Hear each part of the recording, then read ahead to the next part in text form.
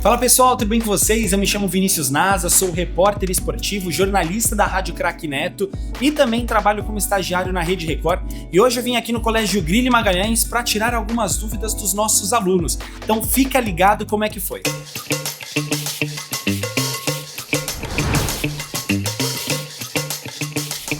Oi, tudo bem? Tudo bem, e você? Quem influencia mais a opinião dos torcedores? A rede social ou a mídia? Então, é muito difícil, porque assim, geralmente a mídia teria que trazer mais a opinião, no caso, a informação para o torcedor. Então, nesse formato, teria que influenciar mais para a formação de qual que é a opinião, qual que é o pensamento do torcedor. Porém, hoje, as redes sociais, por ser uma coisa de mais fácil acesso, você ter o tempo todo na palma da sua mão o celular, você acaba tendo eu acho que um pequeno defeito, porque aí qualquer torcedor acredita em tudo que aparece no celular. Então acaba influenciando de forma, muitas vezes, ou negativa, ou de forma positiva também. Então tem que tomar muito cuidado com isso. Mas o certo deveria ser que a mídia influenciasse mais a opinião. Bom dia. Bom dia, tudo bem? Sim. Você prefere entrevistar o Messi por 1 hora ou acompanhar a final de uma Copa dentro do vestiário? Pô, bem difícil, hein? Porque assim, ó, se fosse, acho que a Copa, o Brasil estivesse na Copa e tivesse muitas chances de ganhar, eu acho que pesaria muito essa resposta. Porque assim, entrevistar o Messi deve ser muito bom, porque multicampeão, ganhou várias coisas, jogou em vários lugares, ele é muito inteligente. Então eu acho que eu entrevistaria o Messi nessa questão. Mas se o Brasil tivesse na final da Copa e tivesse essa expectativa para o Brasil ser campeão, eu acho que eu ainda ia torcer para que fosse dentro do vestiário mesmo para acompanhar essa final. Mas é uma pergunta bem difícil, viu? Olá, bom dia. Bom dia, tudo bem? Sim. Então, existe uma notícia que o jornalista sabe e não pode contar? Olha, a notícia, teoricamente, a gente teria que divulgar, né? Mostrar para todo mundo qual que é a notícia. Porque senão ficaria algo guardado pra gente, seria como se fosse um segredo. Mas tem uma coisa dentro do jornalismo que é o código de ética.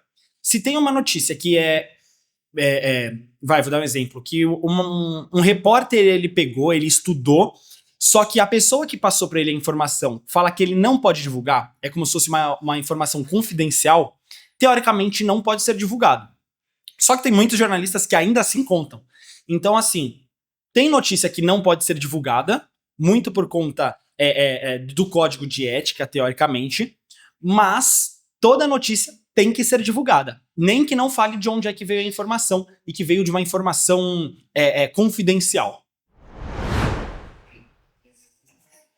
Olá, bom dia. Bom dia, tudo bem? Sim. Que bom. Qual é mais perigoso, errar uma informação ou não publicar uma informação importante? Ó, uma pergunta muito difícil. Por quê? Porque tem dois fatores. Vamos pensar que assim, você publicou uma notícia falsa.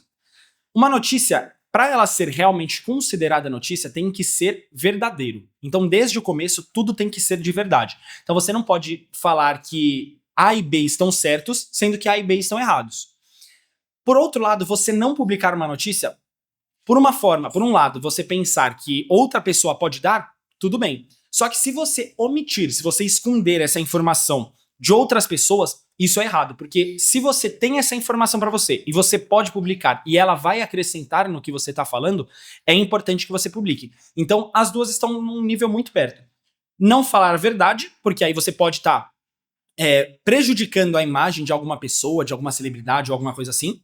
Mas se você não publicar também uma informação que é verdadeira, você vai estar acabando escondendo do público a verdade realmente sobre o assunto.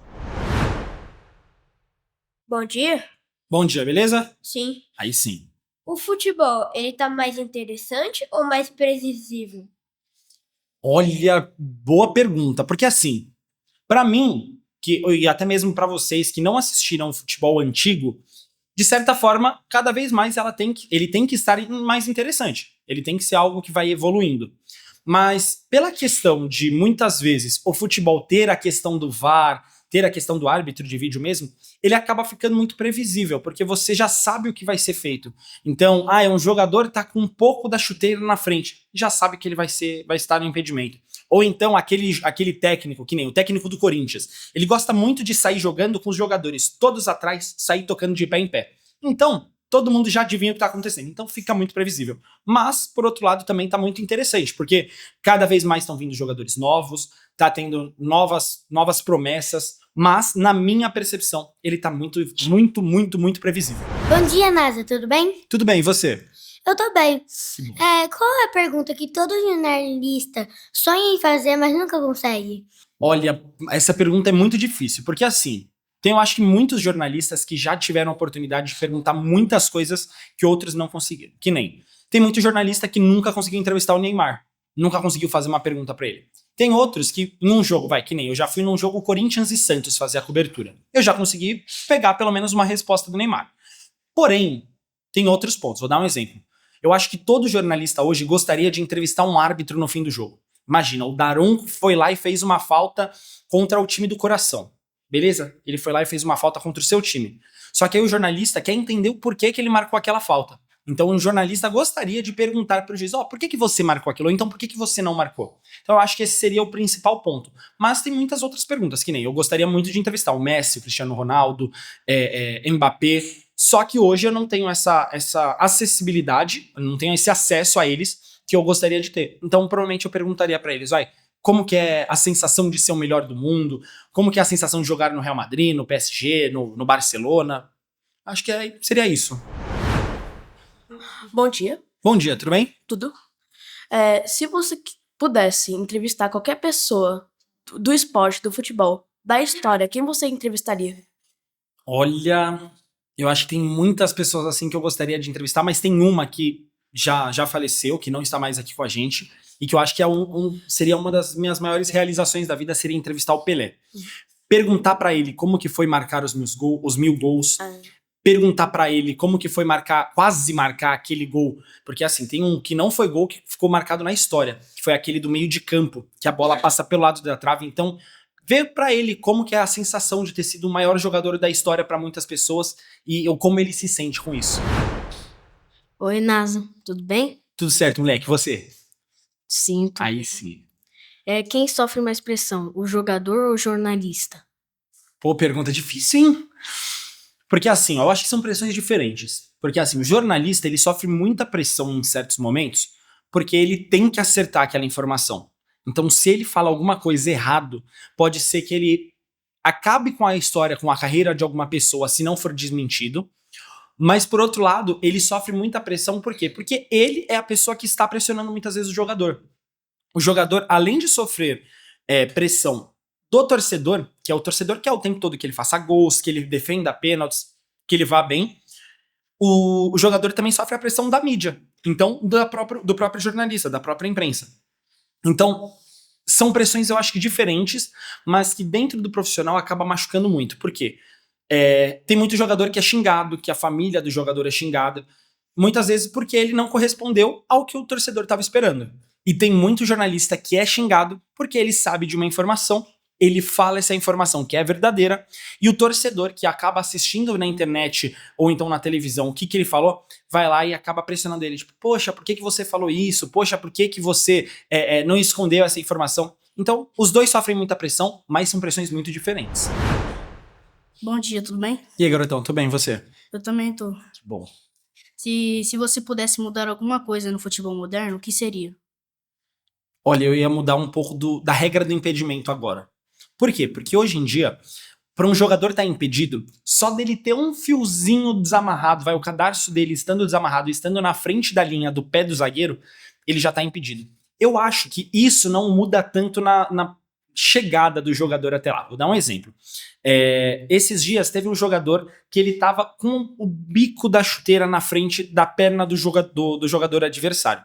E aí foi lá e anularam o gol dele. Um gol que claramente, aquele centímetro, aquele pedacinho da chuteira dele não faria diferença.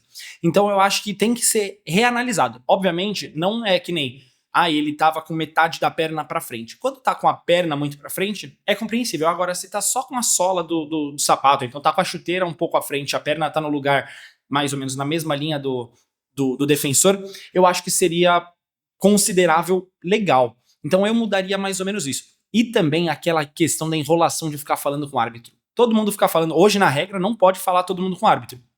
É só o capitão. Mas todo mundo fica conversando, fica xingando o juiz. Então eu acho que Falou com o juiz sem ser o capitão? Toma cartão amarelo e pra também aprender pra ficar quieto. Bom dia, NASA. Bom dia, tudo bem? Tudo, e você? Também, graças a Deus. Completa essa frase. O futebol é o esporte mais apaixonante do mundo, por quê? O futebol é o esporte mais apaixonante do mundo porque ele sempre pode se reinventar. Por mais que, como eu tinha falado agora há pouco, ele tá muito previsível, você nunca sabe se o jogador que parece ser muito ruim na base, ele vai se tornar o melhor do mundo. Há um tempo atrás, nós víamos jogadores que nem o próprio Dembélé, que não eram muito falados quando estavam nas categorias de base, hoje se tornando um dos melhores do mundo, sendo bicampeão da Champions League recentemente.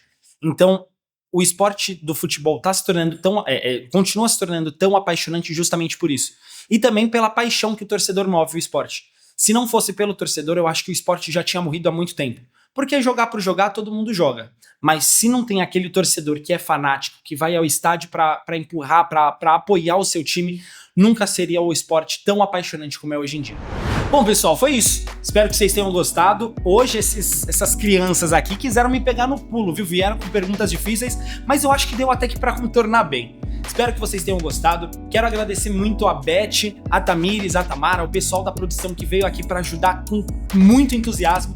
E também agradecer esse pessoal aqui, ó, que tem futuro, viu? Se quiserem ser jornalistas futuramente, vai dar muito certo porque eles levam jeito. Muito obrigado. E ó, deixa o seu like, tá? Deixa o like em todos os vídeos do Guilherme Magalhães, siga nas redes sociais, porque é muito importante a sua colaboração. Até a próxima. Tchau, tchau.